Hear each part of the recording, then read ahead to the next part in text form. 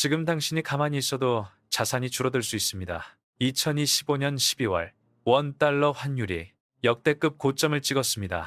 외환 위기, 글로벌 금융 위기에 이어 세 번째로 높은 수치입니다.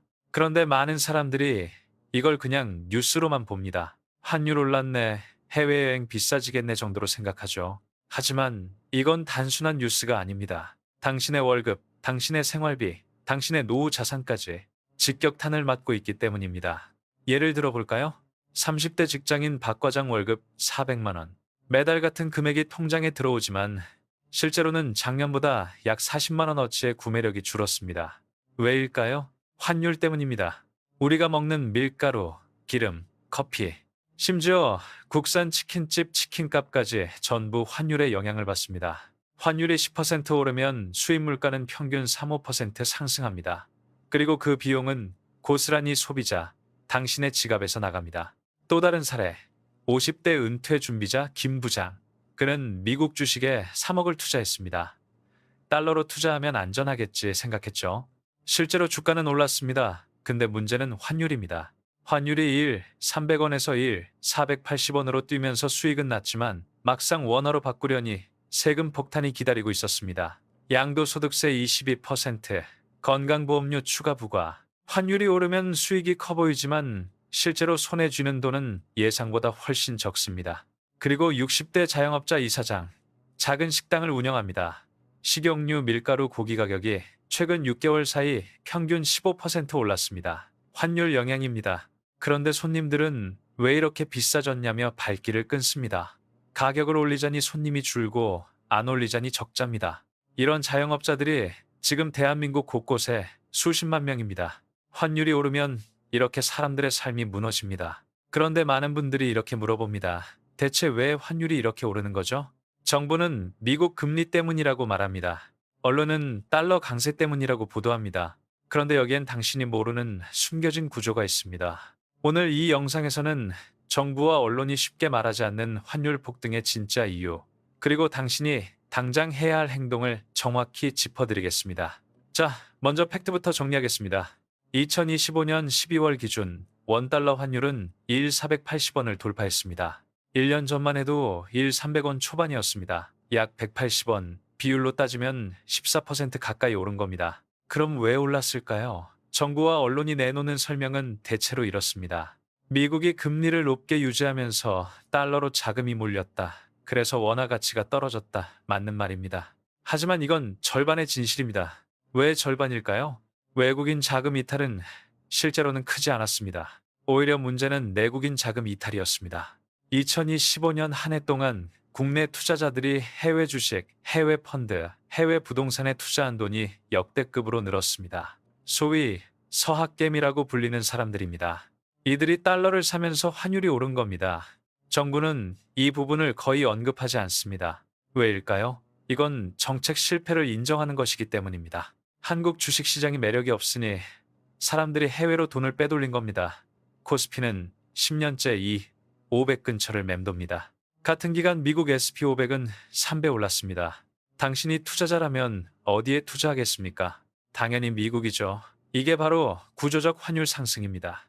단기 투기가 아니라 시스템 자체가 원화를 약하게 만드는 구조로 바뀐 겁니다. 그런데 여기서 많은 분들이 오해하는 포인트가 있습니다. 환율이 오르면 수출 기업한테 좋지 않나요? 그럼 경제가 좋아지는 거 아닌가요? 맞습니다. 삼성전자, 현대차 같은 대기업은 환율이 오르면 수출 경쟁력이 강해집니다. 실제로 이들 기업의 실적은 개선됐습니다. 그런데 문제는 이 이익이 국민에게 돌아오지 않는다는 겁니다. 대기업 주가는 오르지 않고 배당도 늘지 않습니다.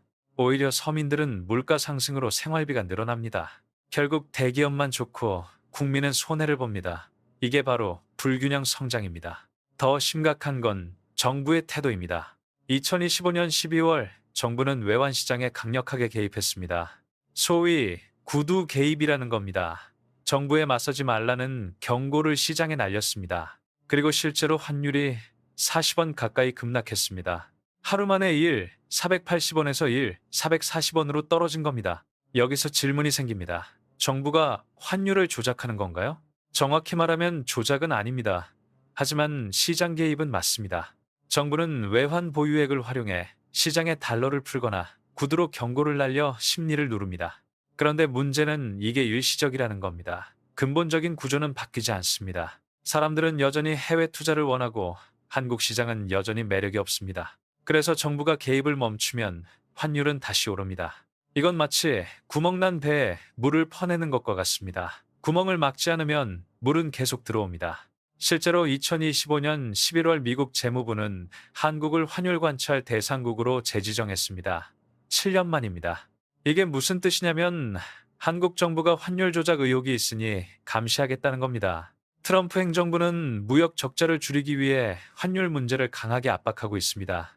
만약 한국이 환율 조작국으로 지정되면 관세 폭탄이 날아올 수 있습니다. 첫 번째, 직장인이라면 당신의 월급은 명목상 같지만 실질 구매력은 줄었습니다. 이럴 때 해야 할 일은 세 가지입니다. 하나, 생활비 구조를 점검하세요. 수입 의존도가 높은 품목부터 줄이세요.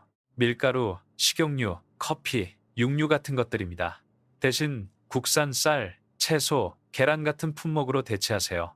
둘, 달러 자산 비중을 조금 늘리세요. 하지만 무작정 달러를 사지 마세요. 환율은 변동성이 큽니다. 대신 달러 예금이나 달러 MMF처럼 안정적인 상품에 소액 분할 매수하세요. 셋, 해외 주식 투자 중이라면 세금과 건강보험료를 미리 계산하세요. 환율 수익은 생각보다 세금이 많이 나갑니다. 두 번째, 자영업자라면 원자재 가격이 오르면 당신은 직격탄을 맞습니다. 지금 당장 해야 할 일은 두 가지입니다. 하나, 원자재 계약 구조를 바꾸세요. 가능하면 장기 계약으로 가격을 고정하거나 국산 대체 품목을 찾으세요. 둘, 가격 인상을 고민하고 있다면 지금이 타이밍입니다. 환율이 오른 지금이 가격 인상의 명분이 있는 시기입니다. 단, 한꺼번에 올리지 말고 단계적으로 올리세요. 세 번째, 은퇴 준비자라면 당신이 가장 조심해야 할 건 환율 변동성입니다. 특히 해외 자산 비중이 높다면 위험합니다. 지금 해야 할 일은 세 가지입니다. 하나, 환해지 상품을 검토하세요. 환율 변동을 제거한 상품입니다. 변동성이 부담스럽다면 이쪽이 안전합니다. 둘, 배당주 중심으로 포트폴리오를 재편하세요. 자산 가격 변동보다는 현금 흐름이 중요한 시기입니다. 셋, 달러 예금을 일부 확보하세요. 환율이 1,500원을 넘으면 차익 실현하고 1,400원 아래로 내려가면 조금씩 사 모으세요. 네 번째, 해외 주식 투자자라면 당신은 환율 수익을 봤을 수도 있습니다. 하지만 방심하지 마세요. 지금 해야 할 일은 네 가지입니다. 하나, 수익 구조를 정확히 계산하세요. 주가 수익과 환율 수익을 분리해서 보세요. 환율만 믿고 투자하면 위험합니다. 둘, 세금 시뮬레이션을 돌리세요. 양도소득세는 250만 원 공제 후 22%입니다. 환율 수익도 여기 포함됩니다. 셋, 분할 매도 전략을 세우세요. 환율이 고점이라고 판단되면 일부는 차익 실현하세요. 네, 건강보험료 폭탄을 조심하세요. 금융소득이 2억만 원을 넘으면 건강보험료가 추가 부과됩니다. 다섯 번째, 부동산 보유자라면 환율과 무관해 보이지만 실제로는 영향을 받습니다. 금리와 환율은 연결되어 있기 때문입니다. 환율이 오르면 한국은행은 금리를 쉽게 내리지 못합니다. 금리를 내리면 환율이 더 오르기 때문입니다. 그럼 당신의 대출 이자는 계속 높게 유지됩니다. 지금 해야 할 일은 두 가지입니다. 하나, 변동금리 대출이 있다면 고정금리 전환을 검토하세요. 둘, 대출 상환 계획을 다시 세우세요. 금리 인하 기대는 내려놓고 현재 금리 기준으로 계획을 짜세요. 여섯 번째, 초보 투자자라면 환율이 뉴스에 나오면 불안해집니다. 달러 사야 하나, 주식 팔아야 하나, 이런 생각이 드는 게 정상입니다. 하지만 감정적으로 움직이면 손해입니다. 금 해야 할 일은 세 가지입니다. 하나, 환율 공부를 시작하세요. 유튜브, 책, 뉴스 기사를 꾸준히 보세요. 이해하면 덜 불안합니다. 둘, 소액으로 달러 예금을 시작하세요. 매달 10만 원씩이라도 쌓으세요. 환율 감각이 생깁니다. 셋, 절대 레버리지를 쓰지 마세요. 환율은 변동성이 큽니다. 빚으로 투자하면 한 방에 날아갑니다.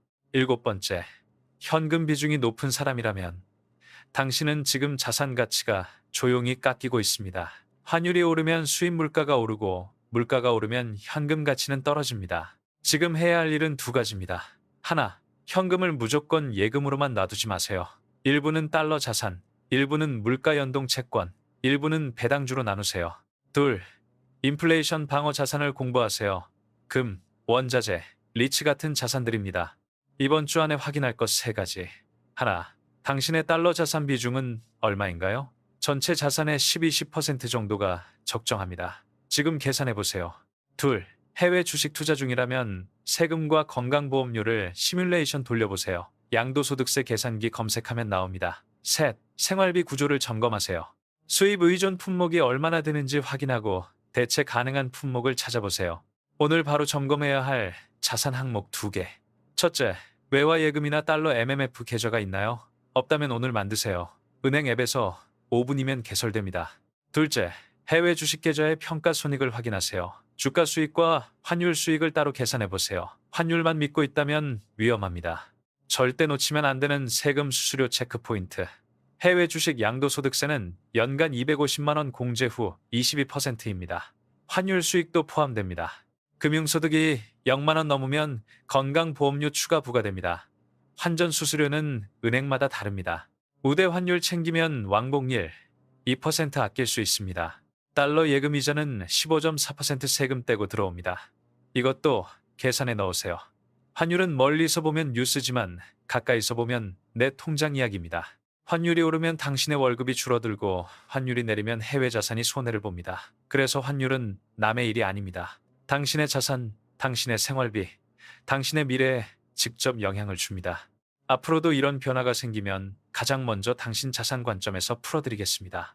구독과 좋아요 눌러주시면 다음 영상도 가장 먼저 받아보실 수 있습니다. 경제는 어렵지 않습니다. 내 돈의 언어로 번역하면 보입니다. 다음 영상에서 뵙겠습니다.